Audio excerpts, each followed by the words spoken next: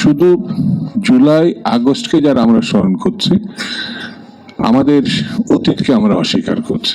সবাই রক্ত দিয়েছে জাতিকে মুক্ত করার জন্য, সেটি সেই সময় যে দলে করে থাক না কেন, বিএনপি বা অন্যান্য, কেউ কিন্তু ব্যানার নিয়ে সেখানে যায় নাই। আমাদের শহীদদের যারা রক্ত দিয়ে আমাদেরকে স্বৈরাচার থেকে মুক্ত করেছে, যারা আহত হয়েছে, আমি তাদের প্রতি শ্রদ্ধা জানাচ্ছি, তাদের রুহের মাগফিরাত কামনা করছি, আল্লাহর কাছে প্রার্থনা করছি আল্লাহ যেন তাদের বেশ নসিব করে।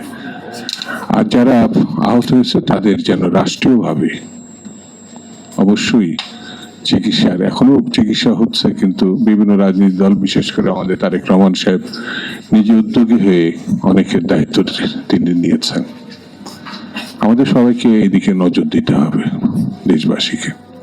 বন্ধুরা, গত অর্ধ শতাব্দী মুক্তিযুদ্ধ শুধু বললে ভুল হবে, নানান পর্যায়ের যে আন্দোলন, সে আন্দোলনে যারা শহীদ হয়েছে, যারা আহত হয়েছে, যারা নিখোঁজ হয়েছে, আমি তাদের প্রতি কৃতজ্ঞতা জানাচ্ছি, শ্রদ্ধা জানাচ্ছি এবং রুহের মাগফিরাত কামনা করছি। বন্ধুরা,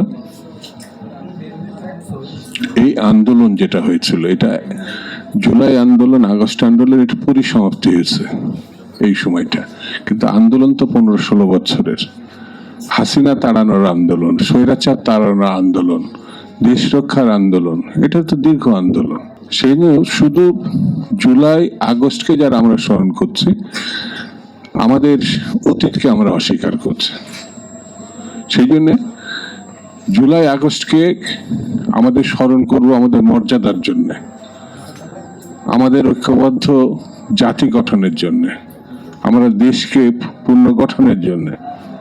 এটি এমন একটা জিনিস, এই জিনিস যাতে কখনো বিতর্কে আমরা না নিয়ে যাই।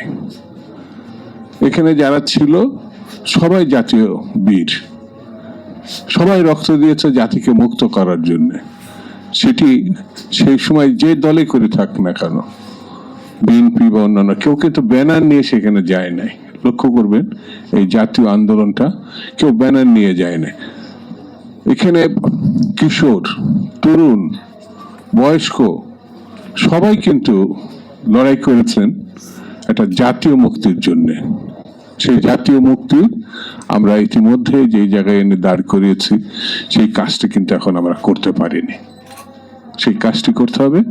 স্বৈরতন্ত্রকে গণতন্ত্রে উত্তরণের জন্য স্বাভাবিক যে পথ, সেটি হচ্ছে নির্বাচন।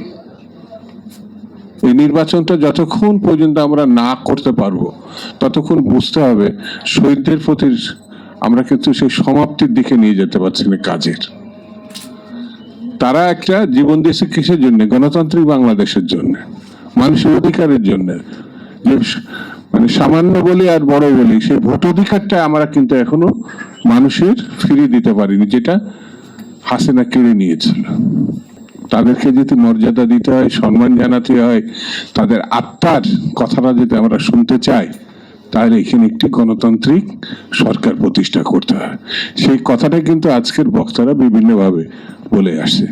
পিয়ারের কথা এই জন্য বলছে না, যারা নির্বাচন ভয় পায়, যারা কোনো না কোনো অন্ধকারের শক্তিকে পুনর্বাসন করতে চায়, মানে আওয়ামী লীগকে পুনর্বাসন করতে চায়, কায়দা কানুন তারা ধরছে পিয়ার। আমার কাছে মনে হয় পিয়ারটা এখন যথেষ্ট না। যদি কেউ করতে চায়, তাহলে এই কর্মসূচিটা জাতির সামনে তাদের নিয়ে গিয়ে ভোট করা উচিত। তারা যদি জয়লাভ করে, তাহলে তারা পিয়ার করবে। কিন্তু বিএনপির ঘাড়ে চেপে বা অন্য কোনো সরকারের ঘাড়ে চেপে এই দুষ্কর্ম করা ঠিক হবে না। এর প্রতি জাতির কোনো সমর্থন নাই। এখন আমাদের মুখ্য কাজ হচ্ছে, মাস তো ঠিকই হয়ে গেছে, সেটা ফেব্রুয়ারি মাস, আমাদের নির্বাচনে ঝাঁপিয়ে পড়তে হবে। বসে থাকলে হবে না। যারা প্রতিক্রিয়ার শক্তি, যারা অন্ধকারের শক্তি, যারা ষড়যন্ত্রের শক্তি, তারা নির্বাচনকে ঠেকাতে চায়। আর আমাদের উচিত হচ্ছে যে যেখানে যেভাবে আছি, নির্বাচনের সপক্ষে আমরা নেমে পড়বো। এর মধ্য দিয়ে কিন্তু শহীদদের প্রতি শ্রদ্ধা জানানো সম্ভব বলে আমি মনে করি।